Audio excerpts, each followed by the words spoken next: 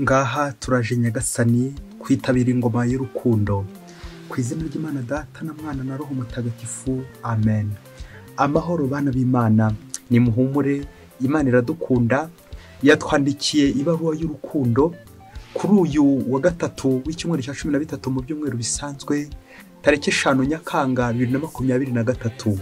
Isomo rya mbere iyo mu gitabo cy'intangiriro umutwe wa 21 umurongo wa 3 wa 8 kugeza kwa 21. Muri iyo minsi Aburahamu yita umuhungu we Izaki wo Sara yari yaramubyariye. Umwana arakura aracuka. Umunsi wo gucutsa Izaki, Aburahamu akoresha ibirori, ararika abantu benshi, arabagaburira. Bukeye wa muhungu Hagara w'umunyamisirikazi yari yarabyariye Aburahamu, Sara amubona kina.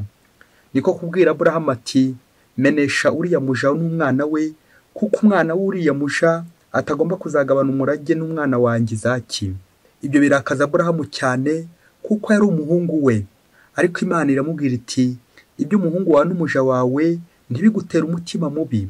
Icyo Sara kubwira cyose umwumve, kuko Izaki ari umuryango witiriwe izina ryawe uzaturukaho. Naho umuhungu w'umuja wawe nawe nzamugira umuryango, kuko nawe ari uwawe. Aburahamu arazinduka cyane, yenda umugati n'isaho y'uruhu irimo amazi abiha Hagara, amuhekesha umwana ku bitugu, aramusezerera.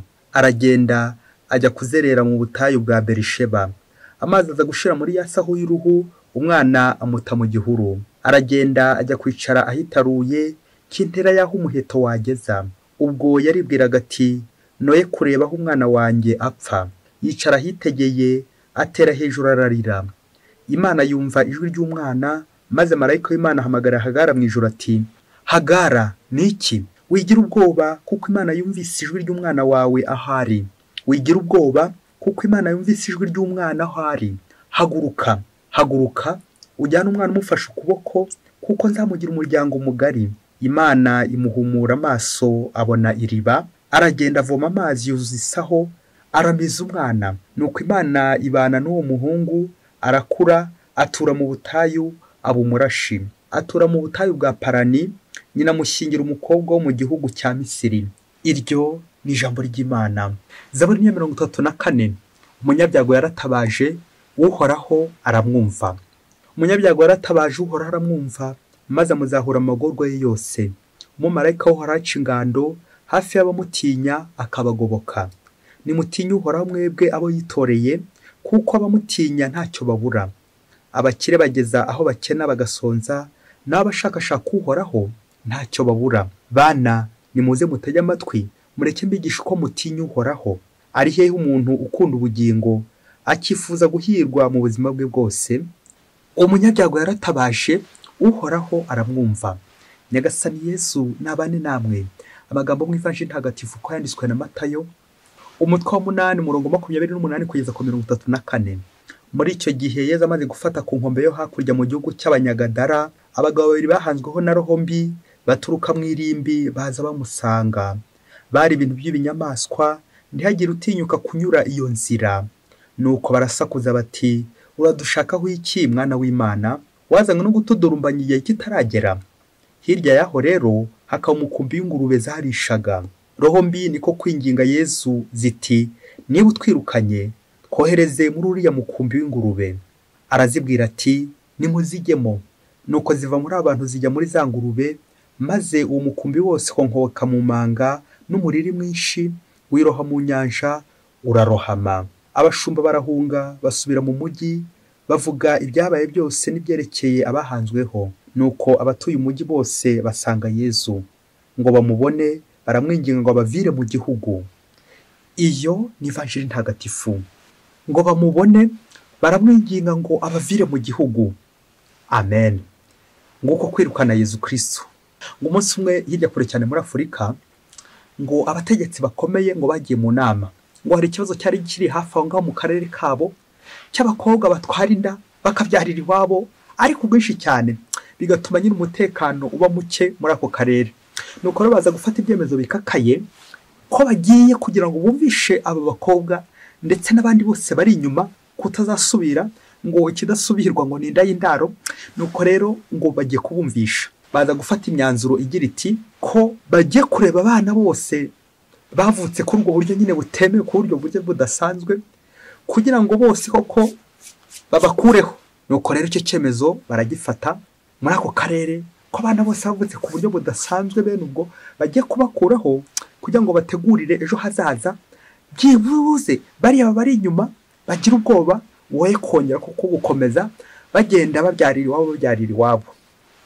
Nuko ngo bamaze gusinya amasezerano, ndetse dore ko bari bafite ububasha ndetse n'ubushobozi, nirinze kuvuga n'intwaro zari kubibafashamo ku buryo bwihuse. Nyuma yo barangije gusinya amasezerano, bagiye gutangira akazi ko kurimbura nyine bene abo bana bavutse kuri ubwo buryo. Nuko muri iyo nama ngo haguruka umusaza umwe, ngo aratera agatoki hejuru ababwira ati, mbere yuko mugiye gukora icyo gikorwa, buri wese nabanze yandike ku rupapuro mu muryango w'iwabo wavutse ari uwakangahe. Ngo cyatunguye abantu bari mwaho ngaho bose bari bamaze gusinya kuri amasezerano, nuko basanze bose ari abana b'imfura mu muryango wabo. Maze wa musaza ngo arababwira ati, yewe mwamenye se n'ibindi, muzi ko abana bose b'imfura akenshi bavuka ku buryo budasanzwe, bitewe n'uko aho se na nyina bagiye bahurira, uko kuntu umwana w'imfura koko yavutse, uko umwana w'imfura yavutse. Mbere yuko mugiye gutangira igikorwa, muze gukora umwitozo hanze mwibaze ngo uko umwana w'imfura yavutse. Uzi ko byaje kurangira buri wese koko ntawe umenye iyo ndanyuze, kuko batongeye guhuza ngaho fora impamvu. Baje gusanga ko nyuma yo kuhishurwa ko ari abana b'imfura, bose bamaze kumenya ko ari abana b'imfura, baje gusanga nibakora cya gikorwa cyo kurimbura abana ngo bavutse ku buryo budasanzwe, aribo baza kwiheraho aho ngaho ko bari bose. Nuko rero imigambi yabo ipfu bityo, buri wese atahamara amasa. Abakristo bavandimwe, Yesu Kristo akuzwe. Nk'uko wibeshye ugiye kurimbura abantu mutavuga rumwe, ugiye kurimbura abantu b'abanyabyaha, ugiye kurimbura abantu bavutse ngo ku buryo budasanzwe, wasanga nawe ushobora kwisangamo. Wavutse ute? Uzakora umwitozo, ntabwo nkubwiye ngo ujye kureba ku bandi, ariko uzasanga kenshi abayobozi bacu, wasanga urimo nanjye ndimo, abategetsi bacu bakomeye nabo nyine bavutse ku buryo budasanzwe. Sinza kwirirwa mvuga iyo mvugo yindi, reka mvuge nyandagazi, ntabwo nza kwirwa nyikoresha, ariko uzasanga abategetsi bakomeye, abanyabwenge bakomeye dufite, ni nama neza gatoki ko yavutse ku buryo busanzwe. Bya bindi by'uko utunga mugenzi wawe intoki 5, ariko 3 zikaba ziri kukujomba neza, za zindi ziri kunjomba. Nguko dushobora kwibeshya tugacira abandi imanza, tugaharanira ibintu, ariko abantu b'Imana tukaza kwibagirwa ikintu cy'ingenzi, ko turi abantu baje ku isi iriho icyaha. Turi n'abanyabyaherega, twavukanye n'icyaherega, ariko Nyagasana tugirira impuhwe, agenda dusukura buhoro kubera impuhwe ze. Uyu munsi turatangara amasomo y'uyu munsi ajya gutuganisha ku buntu bw'Imana.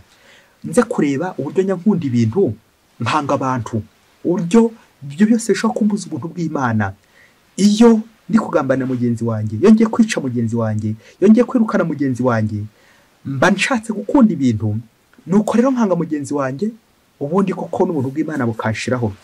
Amasomo y'uyu munsi aradufasha kuzirikana ku ngingo igira iti, impamvu nkunda ibintu kurusha abantu. Turaza kubona ko umurongo w'abantu ukoze ku buryo ibintu ari byo bibanza, noneho abantu bakaza kuza nyuma.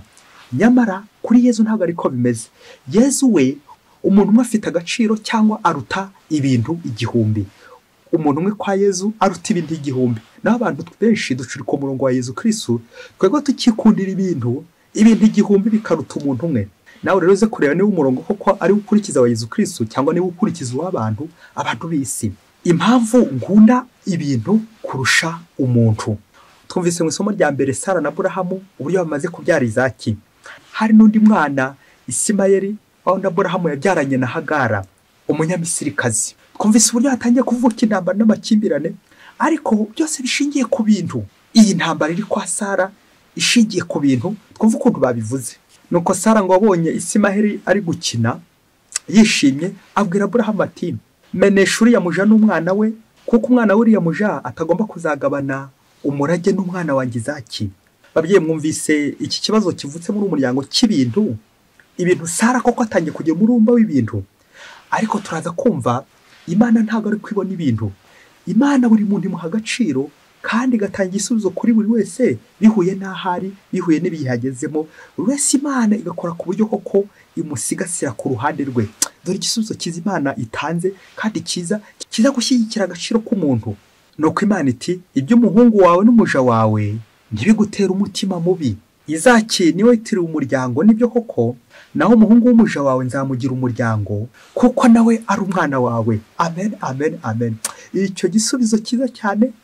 Izaki afite umurage we, n'uriya muhungu nawe Imana ntabwo yigeze imwibagirwa. Bakristo bavandimwe, buri wese rero aze kuzirikana abana bavutse ku buryo budasanzwe tubagenzereza dute. Wasanga tubahungeta tukamiye uburenganzira, b'abana b'abategetsi bakomeye, babandi bavukira mu makanevu, babandi bari mu bihuru mu bigunda, abo bana tubitaho dute? Ese uwo mwana muha uburenganzira bwo ko bikwiye? Uwo mwana muha agaciro cyo ko bikwiye? Hari abana b'isezerano nyine, hari abana bo mu rugo, abana b'umugore b'isezerano. Abo bana mfite uko mbafata, naho mwana we mfite agaciro muhereza. Wasanga narabyaye nk'akagasimba ko mu ishyamba ntavuze izina, karangiza kubyara kagahita gahunga, abana kakabata hirya nyine mu gihuru. Mubyeyi, mutegetsi, muyobozi, aho nta bana nawe waba warataye mu gihuru no mu kigunda, none koko bakaba bari kubuyera kuko Isimayeli Sara ari gushaka kumumenesha kugira ngo abuyere, kandi Imana ifite isezerano buri wese yamugeneye. Bakristo bavandimwe, bigatwumvisha uburyo koko Imana itwitaho buri wese ku giti cye. Ni koko tuzumva ko akababaro tumaze kumva nyine akababaro ka Hagari ugiye kwangara, ariko Imana iraza kumutabara, maze kuko igenda imusubiza agaciro Sara ari gushaka kumwima. Ni nabyo umuririmbyi wa Zaburi yatubwiye ati, umunyabyago yaratabaje, uhoraho aramwumva. Amen, amen, amen. Ibi bigatwerekeza ko Nyagasani we, mu gihe twebwe abantu twikundira ibintu, abantu tukabanga, Nyagasani we siko akora. Nyagasani we Imana Yezu Kristo aho umuntu agaciro karenze ibintu. Yezu Kristo aho kuguhomba yahomba. Yezu Kristo, ibintu imbere Yezu Kristo ntacyo bivuze mu gihe ashaka kurokora umuntu umwe. Uyu munsi ivanjiri y'uyu munsi ije twereka ko Yezu Kristo akunda abantu kurusha ibintu. Niba ko twumvise ari muri iki gihugu, turamwumva ari muri iki gihugu cy'Abanyagadara, ngo nuko hakaza abantu babiri bahanzweho na roho mbi. Ari ijambo bakoresha ngo bafatwa nk'ibinyamaswa. Bishatse kuvuga ngo bene wabo bari baragize nk'ibintu nk'ibikoresho. Kubera iki? Nabo siborega n'uburwayi n'ibibazo bahuye nabyo by'ubuzima. Ese mu Kristo muvandimwe, wowe nturarwara? Bigatwerekeza ko uburwayi cyangwa uburwayi bushobora kutugira ikinyamaswa, uburwayi bushobora kutugira nk'ikintu, umuntu akagufata nk'ikintu kubera kukwinena, ukuzinukwa, kutakwitaho. Nguko uko Nyagasani koko abantu bari bafashwe nk'ibinyamaswa bategerwa, Yesu agiye kubasubiza agaciro kubera urukundo bakunda. Bizarangira koko kugira ngo twereke ko Yesu Kristo ntago ari ukwanga ingurube cyangwa ushaka kubangamira abantu kugira ngo bumvishe, ahubwo icyo Yesu Kristo agambiriye ntago ari uko adakunda ingurube cyangwa ntago ari uko ashaka guhombya aba bantu, ahubwo no kugira ngo twereke agaciro umuntu afite imbere y'ibintu, imbere y'umukumbi w'ingurube, imbere y'ingurube nyinshi ibihumbi birenga 2. Yesu Kristo umuntu umwe koko aruta agaciro izo ngurube nyinshi. Mu Kristo muvandimwe, nta bintu haye agaciro, bityo koko abantu abandi ukabica, abandi ukabagira nabi, n'ibindi bikorwa by'ubisha waba barakoze kugira ngo koko uyongobeza abantu b'abandi, ugira ngo urengere ibintu. Kurengera ibintu aho kurengera abantu. Ni kangahe wakunze ibintu kurusha abantu? Ni kangahe koko wagiye wishakira ibintu gusa, ariko abantu ukabaheza, ukababuragiza, ukabatorongeza? Turaza kumva koko ikindi kimenyetso gitwereka muri ivanjiri ko abantu dukunda ibintu kurenza umuntu, nuko babonye Yezu maze kwirukana Sekibi, amaze kwimurira mu ngurube, za ngurube zirakongoze zose zirashize, barasaba Yezu bamwinginga ngo bavire mu gihugu. Bakristo bavandimwe, umuntu wese wirukana mugenzi we ni nko kwimura Yezu Kristo, no kwinginga Yezu ngo kuvira mu gihugu. Yezu mbisa nikorera ibi ngibi. Bigatuganisha none gucyaha dukora. Iyo ushaka gukora icyaha winginga Yezu ngo akubise, no kwitwikira nyijoro, ukitwikira ikimwaro n'isoni, ubundi koko kugira ngo Yezu atakubona, Yezu ataza gukurakarira, ukabanza ukamwegezayo. Kwegeza Imana mu byacu, kwirukana Imana mu byacu, bikaza kurangira dusigaye twenyine.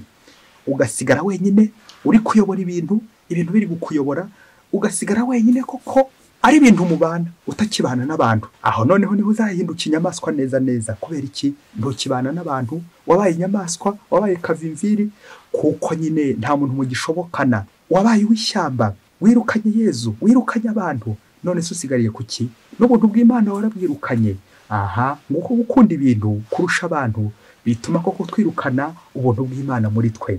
Ngo urugo rw'umugabo n'umugore ngo barabanye, imyaka ishira ari myinshi, ari abantu bakize bameze neza, ndetse ari n'abakristo basenga bikomeye cyane, ababindani pe. Ariko ngo bari bafite ikibazo mu rugo rwabo, ikibazo cyo kubura urubyaro. Nuko ngo muri urwo rugo koko bari bafite n'abana b'abatisimu, cyakora babitaho. Rimwe na rimwe abana bakaza muri rwabo bakabakorera, bakagumana nabo, bakabitaho, yo bakabahera n'amashuri. Umunsi umwe rero kera kabajyana iby'uko nyaki batarabushyitsi, ngo umugore wo muri uru rugo ngo abonye koko igihe kigeze imyaka irenga 15 atarabyara, ariko ibibazo uko azabigenza, asenga Imana akabibura. Nuko rero baza kujya inama n'umugabo we, barumvikana n'umugabo we, amuhereza pasi, maze aramubwira ati, maze bumvikana ko umugabo agiye kugerageza ngo amahirwe ngo kuri uwo mwana w'abatisimu w'ababyeyi mu byumve umwana w'abatisimu wabanaga nawo mu rugo nyine. Bityo koko umugore yemera kumupasa umugabo, kumuhereza umugabo, kugira ngo ajya akora inshingano we atagira gute atakoraga. Wa mugabo koko nawe amaze guhabwa uburenganzira, uyibaza umuhaye uburenganzira ngo n'umugore we bamaze kubyumvikanaho. Nawe rero ubwo afasha wa mwana w'abatisimu, ubwo rero nk'uko abihabwa n'amategeko n'uburenganzira, biza kurangira kuko amubyariye. Amaze kubyarira wa mwana w'abatisimu, ngaha nawe tekereza koko aka kavuyo kavuye kuvuka muri uwo muryango. Ese uyu mwana afitanye isano yihe n'uyu mubyeyi wo muri uru rugo abari barasezanye n'uyu mugabo nyine? Ese uyu mukobwa w'abatisimu ubyaranye, nirinze kuvuga na se w'abatisimu, uburiya se bafitanye isano n'uyu mugore wo muri uru rugo ari we nyina w'abatisimu, babagiranye isano? Ese tuvuge ko ari abakeba? Ese uyu mwana koko afitanye isano yihe na se umubyara? Navugaga se w'abatisimu wa mukobwa bafitanye isano. Niyo mvuga amasano uburyo akomeje yicurikiranya buri wese atakimenya isano afitanye na mugenzi we. Nuko rero birakomera, wa mwana koko arakomeza arakura. Hagati aho rero mu muryango wa mukobwa nyine w'abatisimu, ikimwaro ni cyose, ibibazo biba byinshi cyane, ikimwaro cy'iminsi 25 bibaza biri kuba muri wa muryango.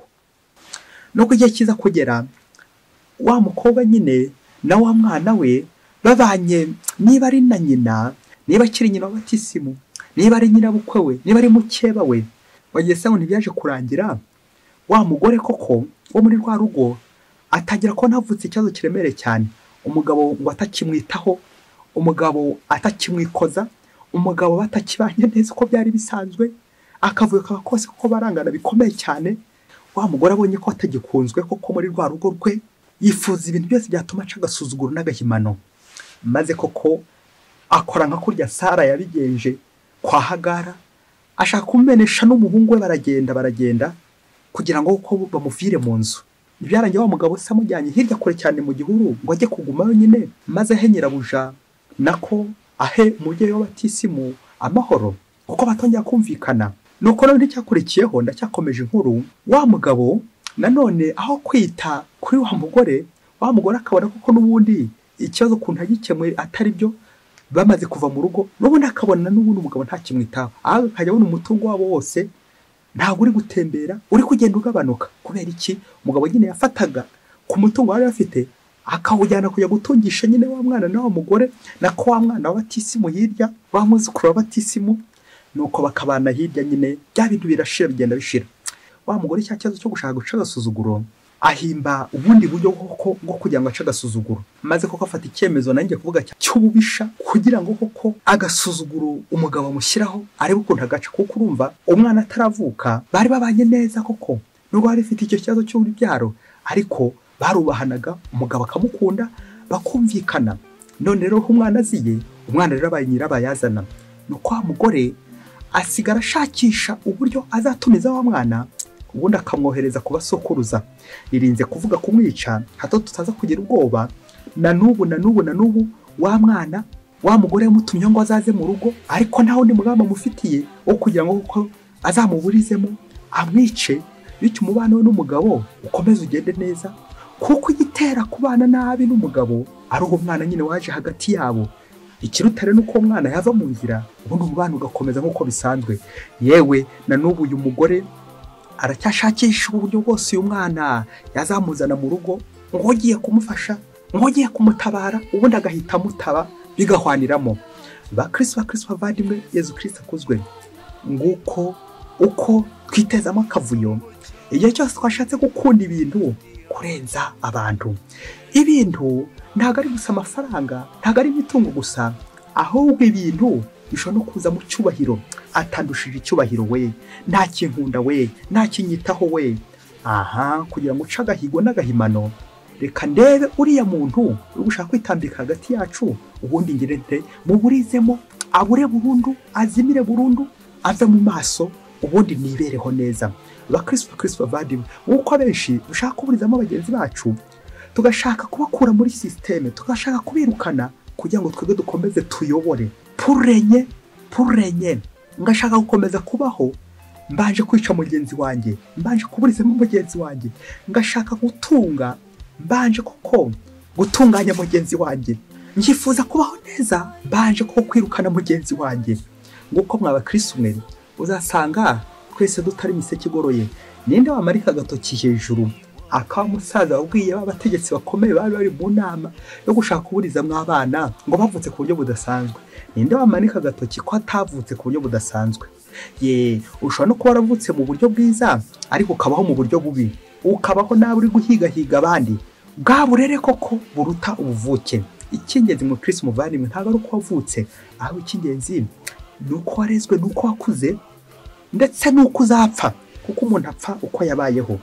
Buri wese uyu munsi aze kureba abantu ajya yongobeza, ba bantu wiciye mu mutima, ba bantu urugambanira, ba bantu urushaka kugira nabi, ubaziza uko bavutse, ubaziza ubwoko, ubaziza aho bavukiye, ubaziza akarere, ryaronda koko, ryaronda dini.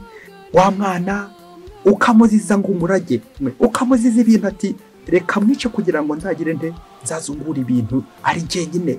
Ari gushaka kuntwara umurage, ari gushaka kuzantwara umunani, ibibazo by'imirima, ibibazo by'amasambu, ibibazo by'iminani, kugira ngo atazantwara umunani. Rero reka mbanze ko kumwereke ka munani. Ari gushaka kunshaka ka munani, reka mbanze nanjye mwereke munyuze inzira yindi. Ngo kuko abategetsi bakomeye uzajya utegeka ko kukandagira ku mirambo yaba uri kuyobora. Kubera iki? Warangije kubica, byararangiye, uri kubayongobeza, uri kubirukana. Uze kureba mu Kristo muvandimwe, ese ikibazo ufite mu rugo rwawe wasanga naho ari ikibazo cy'ibintu, ikibazo cy'inda mw'ababyeyi mwe, iki kibazo cy'inda kurarikira ibintu byinshi, ariko abantu nk'abahanga nk'abazinukwa, kurarikira ibintu ngashaka gutunga ibintu bya mirenge, ariko abantu koko ndi kubatunga imigera ndetse n'amacumu n'ibibando. Kandi koko Nyagasani yangiriye ubuntu jewe, Yesu yangiriye ubuntu, Yesu yampaye byinshi, Yesu yarandokoye, Yesu yarandengeye. Mu Kristo muvandimwe uze kwibuka naho Yesu Kristo yagukuye, uko wavutse, uko wakuze, abakureze, abakugiriye neza, maze uze kwibaza uti uzi ko ari ubuntu bw'Imana koko ndiho ku buntu bw'Imana.